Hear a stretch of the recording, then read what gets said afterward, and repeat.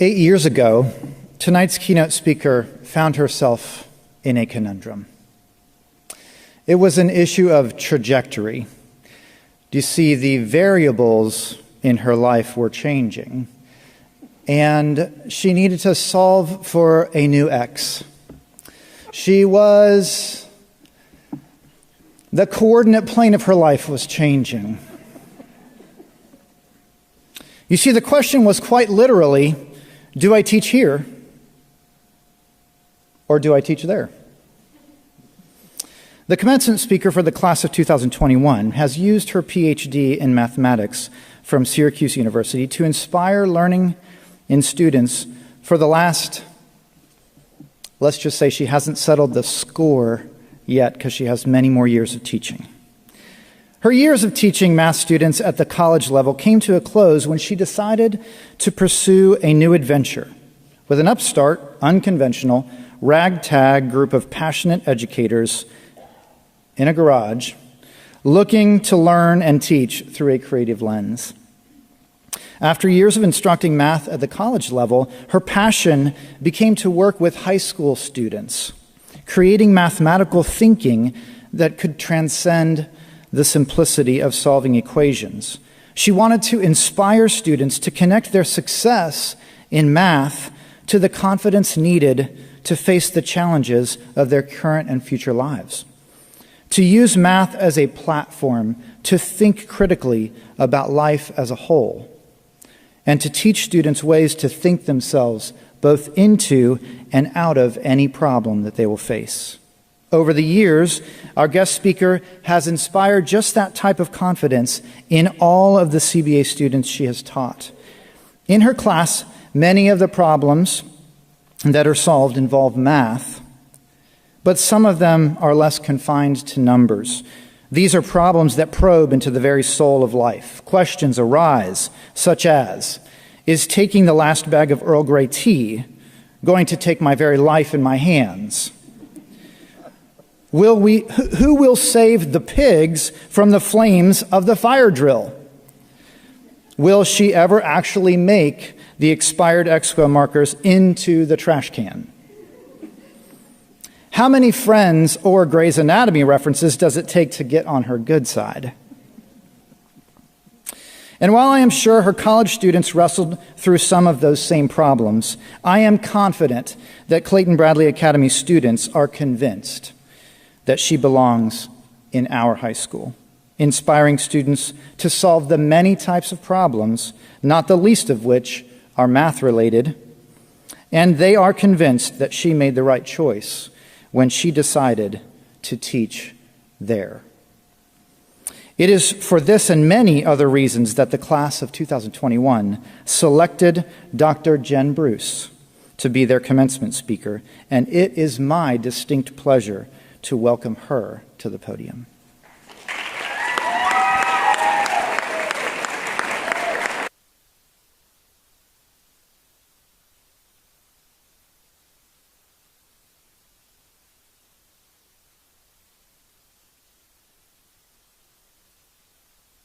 I think I'm okay without the elevated stand.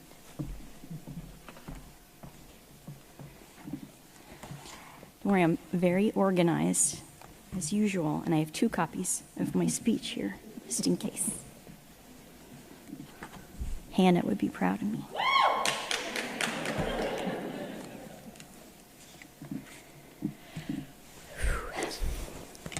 Is it possible to bring the house lights up a little bit? I would love to be able to see the seniors. Thank you. Seniors, it has arrived. The day that seemed to take forever to get here, and yet within the last few weeks has gotten here entirely too fast. The day you are no longer a Clayton-Bradley Academy student, but a graduate. So many of the speeches you hear at CBA, including the ones you've already heard tonight, start with recalling its history. I'm pretty sure you've gotten tired of hearing about it. Why are we so fixated on that? Here's why. People love fairy tales. Not everyone gets to live one, but we do. a lot of what happens in fairy tales is impossible. People don't fall asleep for years and get woken up by a kiss. Fairy godmothers don't show up and turn pumpkins into carriages. Mermaids don't turn into humans. That's impossible. Everyone knows mermaids stay mermaids. You know what else is impossible? It's impossible to build a school from scratch in a few months. It's impossible to lure amazing teachers from secure jobs in established schools to take a chance on an idea. It's impossible to convince parents to send their children to a school that doesn't yet exist. It's impossible to convince students to stay in a high school when they only have 10 other classmates. You might not be aware of how big changes normally occur in education, but I do. They occur slowly, over many years. They don't occur in a few months, except here, in this fairy tale. Here the impossible happens every day. Every fairy tale has its heroes and heroines, and one heroine of this fairy tale is someone else that you know we are saying goodbye to today, and someone I need to personally thank. As Mr. R. already said, 8 years ago, Mrs. Bradley convinced me to leave a position here at Maryville College. And I accepted that offer without even meeting my new principal, who was probably wondering exactly why Mrs. Bradley was hiring her first staff member without a formal interview. And I don't know if she remembers this, but soon after I took Mrs. Bradley up on her offer, I sent that principal, Becca Wolfenbarger, an email. And I explained that I completely understood if she wanted to interview me and make sure I was the best person for the job before we made anything final. But I guess she trusted Mrs. Bradley an awful lot, because I never did have to go through that interview. And then I sat back and watched her build the most incredible team I could have imagined embarking on this journey with. Scott Hussey, Kendall Terry, and Brad Rasmussen. I could see that Becca herself had incredible vision and a leadership style that made us all comfortable to think way outside of the box, to try, to fail, and to try again.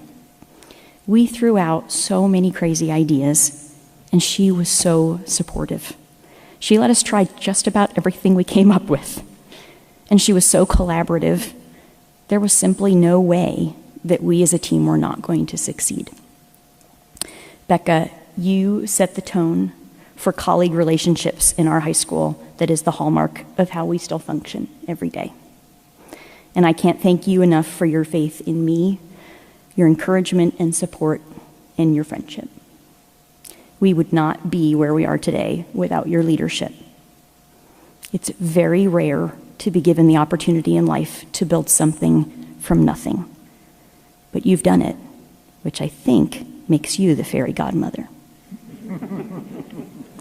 Thank you for letting me play a role in this fairy tale. But now back to you all. Because you've been a lot more than supporting characters in this fairy tale. We might have a princess or two, like the Merida type, not the Sleeping Beauty. Okay. We certainly have some knights, some wise oracles, and more than a few Olafs in this group. Okay. I have had the pleasure of being a teacher to each of you multiple times. And thanks to Finley Kennedy's arrival this January, I've gotten to teach every single one of you at some point in your senior year. And it has been a pleasure most of the time. Let's be honest, senioritis has meant a lot of cynicism, negativity, tears, lack of motivation, and incessant complaining from you guys. Okay? There is a reason I had to institute the no one's allowed to say anything negative day in statistics a few weeks ago. And that was only partially successful. Izzy informed me right away, you'd better be ready for lots of passive-aggressive comments today, Dr. Bruce. But part of me thinks that senioritis happens for a really good reason. It's the signal that our work is done, that you're ready to move on, and that you feel prepared for your next adventure. And, again, in all honesty, it may make it a little easier for us to let you go. Just a little. One thing you were often complaining about are the things you were convinced we were keeping from you. You had plenty of theories about things you were sure we knew and you didn't. Secrets we were keeping from you, lots of secrets.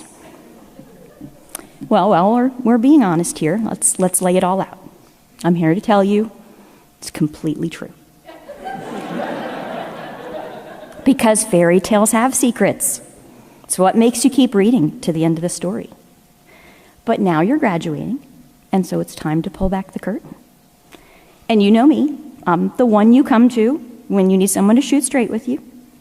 So I've decided that's probably why you asked me to be your speaker today, in hopes I would shoot straight with you one more time.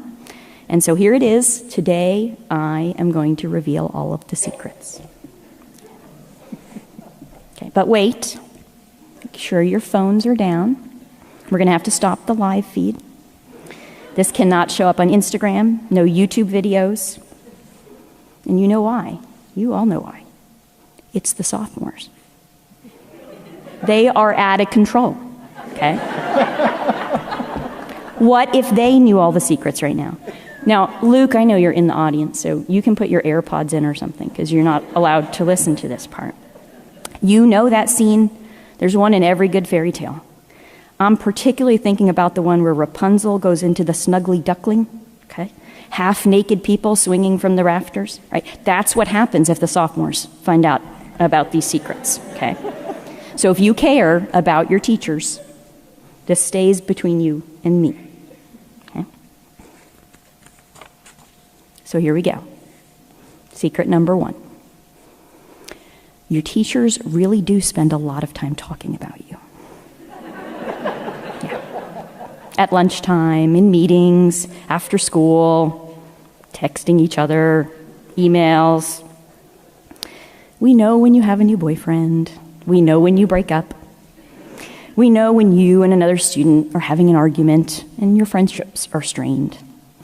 We know when you're mad because some other teacher dress coded you. We know when you've had a fight with your parents. We know when you haven't turned in your English paper on time. But we also know when you've knocked a test out of the park, or when you've completed an amazingly creative project, or when you've gone out of your way to support a struggling friend, or when you've given a fantastically poised presentation or contributed something deep and thoughtful to a discussion, because we talk about that too. It's not because we don't have other things to talk about, and it isn't because we're nosy. It's because, like it or not, you're the reason we're here. And the only way these teachers know how to be good teachers is to remember that everything going on in your life affects how and what you learn. And we want to support you when you're struggling, but we also want to celebrate you when you're succeeding. Because the heroes and the heroines in the fairy tales, they don't succeed without help. One of the main reasons we chose to be a part of this community is because of the relationships we get to build with you over 4 years. It is, I hope, one of the things you will miss most about this place. Secret number 2. I don't actually care if you remember the quadratic formula.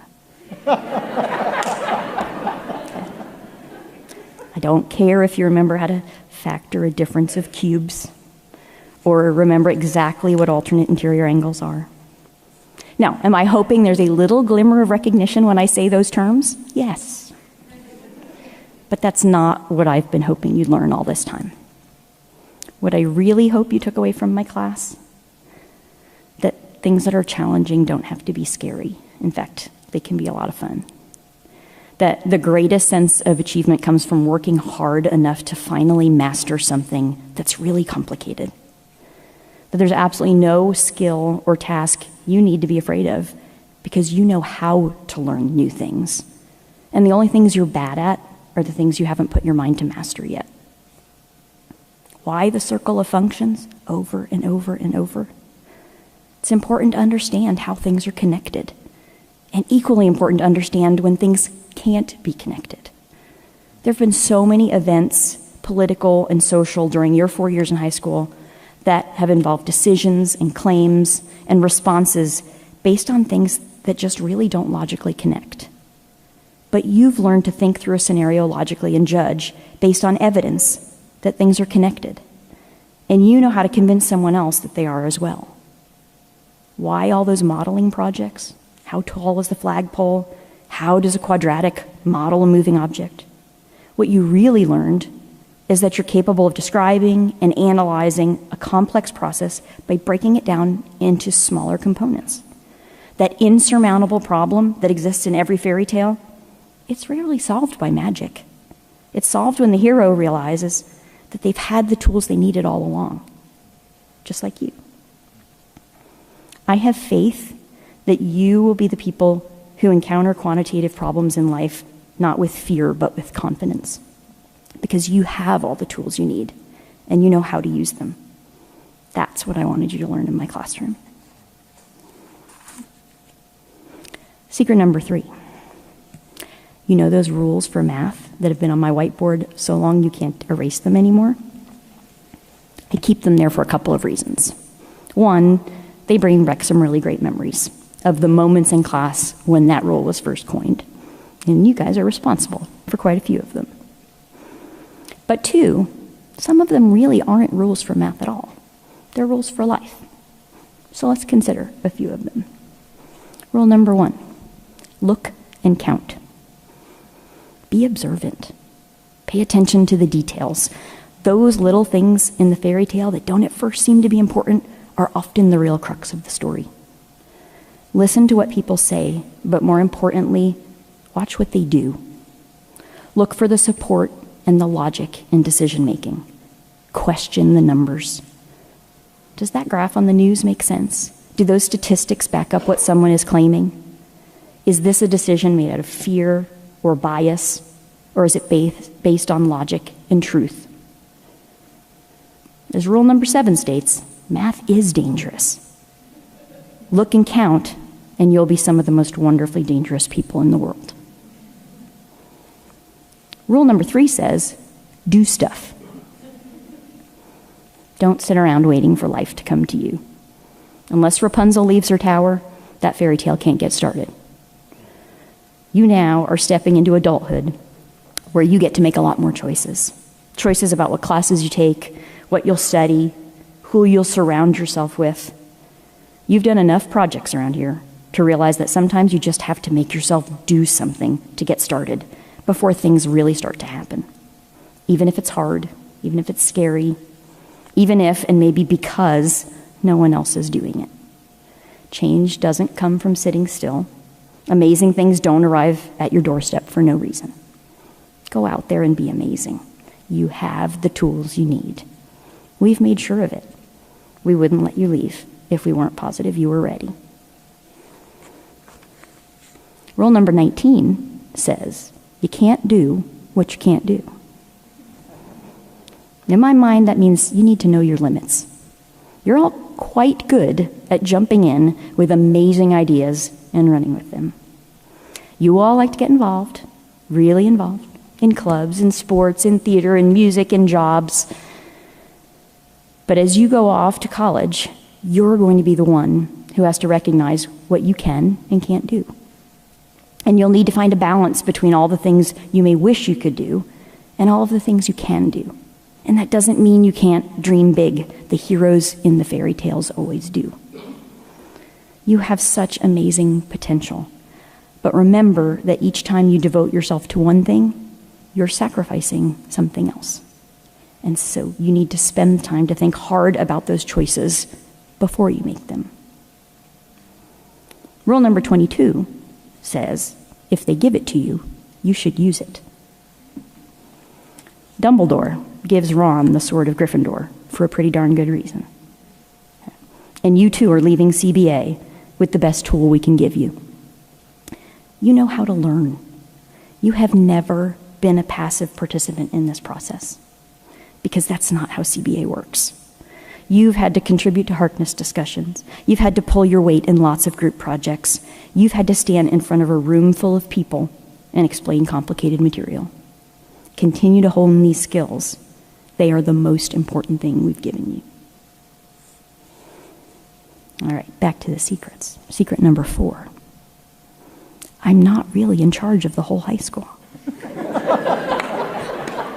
That's really a joke. I really am in charge. I'd like to think I'm one of the heroes of this fairy tale, but it's possible I'm the villain. And it may just depend on who you ask. And finally, secret number 5. You have been comparing yourselves to the wrong group of people for a long time now. And those people are sitting to your right, and they're sitting to your left right now. Every one of you has completed a year-long, independently designed capstone project. You can all work professionally in a group with people you like and people you don't. You can be part of a meaningful discussion where you really listen to what others are saying. And you can perform and write poetry. When you are disappointed in yourself, when you feel you haven't lived up to expectations, when you feel like a failure, this is what you're comparing yourself to. At CBA, we challenge you to do so many things that most people your age have never experienced, and you do it every day. And I know part of you can't wait to leave here, can't wait to not be surrounded by these same 10 people every day. But soon you're going to head off to college, and you'll be in classes with a heck of a lot more than 10 people. And you're going to find out how unusual this set of attributes really is. What you've come to expect as the norm from your peers at CBA isn't really the norm everywhere. I need to break it to you. Most high school seniors don't pull off their senior prank, but make sure to keep an inventory list of where they hid everything. Okay? This just doesn't happen other places. Okay? Those life skills, the ones you joke about sometimes, they've become a part of you too. So much so that you simply expect those attributes from others. And that's a wonderful thing. Because as you find yourself surrounded every day by many more people than you're used to here, you also get to choose who you'll build your relationships with. And you can still choose to expect those life skills in others. Be so proud of what you have accomplished here. And don't forget what it's like to have the same set of shared goals and values with a group of your peers.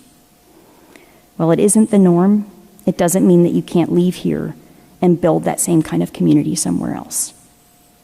Your happily ever after is crafted by you. So that's it, all the secrets. And I'm almost done, but I have a few more things to say to you. Here is my favorite thing about your class. Every day, at the end of class, at least one of you says, "Thank you, Dr. Bruce." And I don't know if you realize how unusual that is. Even in fairy tales, the hero doesn't always take the time to thank the ones that help them along the way.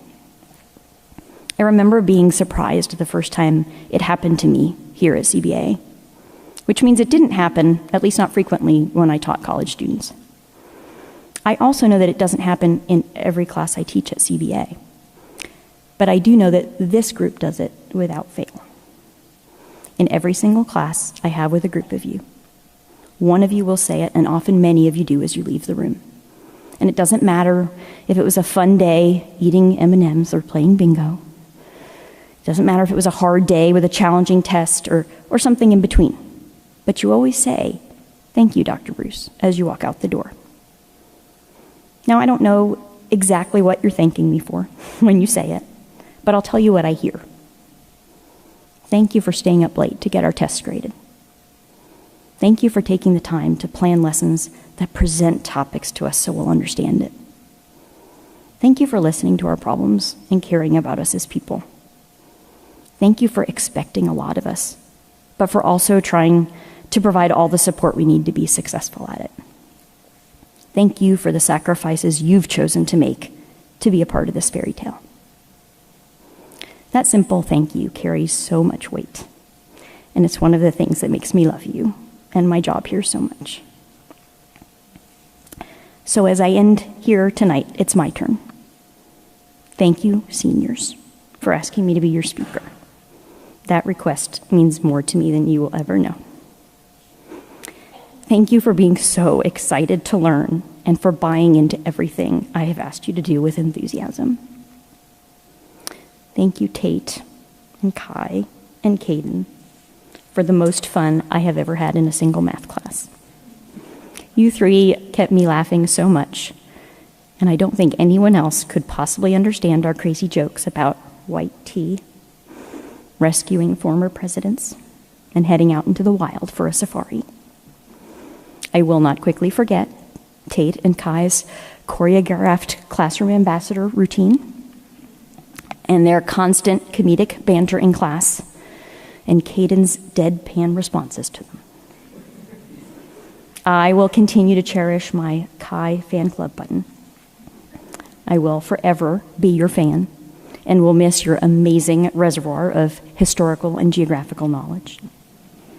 Tate, my green for Senate 2033 button is going to be worth a lot of money someday, and I intend to cash in. Okay. You are an amazing and talented individual, and my knowledge of lighthouses, particularly in the great state of Maine, is vastly improved thanks to you. Thank you, Caden, for challenging the status quo, asking the hard questions, but being open and warm and patient with us as we tried to keep up. Your dedication to do what is good and just and right is a model for me. Thank you, Izzy, for your infectious laughter, for your courage and confidence to embrace new situations. The way you jumped in and absorbed everything you could from your LEAP experience was exactly what we had always envisioned for that program. Thank you, Hannah, for your self-deprecating humor, for your smile and positivity every day, for your creativity, and for being the person that most appreciates my organizational skills. You get the prize for the most organized binders. Okay. I'm sad I won't have any more of your posters to add to my best of samples in the closet. Thank you, Sam, for your warmth and sincerity. I respect you for your incredible mind and your personal strength, but also for your calm, quiet voice. You are unflappable when the rest of your crew is worried and stressed and can't focus. You're the person that talks them off the ledge. When you speak, we know to listen because you always have something thoughtful to say. And when I pair that with your sense of humor, it's pretty magical. Thank you, Chase, for sticking it out with us and finding a way to bond with and be an integral part of 2 senior classes. Thank you for being the best Zoom student ever, continuing to contribute and interact with your classmates as if you were in the same room. We seriously talked about that at lunch all the time. Thank you for your crazy voices, your sharp intellect, and the way you inspired me with the hardships you've had to overcome to make it this far. Thank you to Blake and Max for being part of the best and quirkiest advisory group ever. Remember, what happens in advisory stays in advisory. Thank you, Blake, for helping me understand that learning happens in many ways, and that just because you're wandering around the classroom while everyone else is seated doesn't mean you're not listening and learning. And thank you for your fearless captaincy of our cardboard boats. Thank you, Max, for your unapologetic willingness to be yourself and to be completely honest in every interaction. It is refreshing and uncommon. Thank you for using your enthusiasm for food and cooking to build community. There's not been a single mandatory fun day or other event involving food that you haven't contributed to. The AP potlucks you organized were one of the highlights of last year. And I would be remiss if I didn't thank you for all the sausage pinwheels. Thank you, Eden, for your sheer will and determination and your commitment to excellence in everything you do. When you first took the stage in your lead role in Newsies, I had no idea what to expect. But I should have known it would be as incredible as everything else you set your mind to. Thank you for taking those risks and providing such unforgettable performances on the stage. And last, but never least, thank you, Emily, for an intellect that made me bring my A game to class every day. Smart, yes, but your most impressive attributes are your strength and your perseverance. You, who had every reason to make excuses and turn things in late or take it easy, have never asked for anything except to be treated like everyone else. Your transformation from a girl who kept others at a distance to a mature young woman who's learned to invite others in has been a moving thing to witness. Thank you, class of 2021, for being part of this fairy tale that is the best and most rewarding job I have ever had in my life. Thank you for the grand adventures, for the heartaches, and for the victories. But most of all, thank you for the relationships we have built together on this journey. There is a place for you here, always. And just like in the fairy tales, you will always be welcome back home. I love you and I am so proud of you. Congratulations.